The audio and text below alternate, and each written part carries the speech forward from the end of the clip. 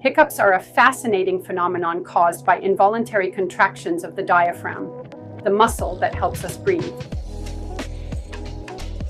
When the diaphragm spasms, it suddenly pulls air into the lungs, and that's when the vocal cords snap shut, creating that distinctive hic sound. But why do we get them?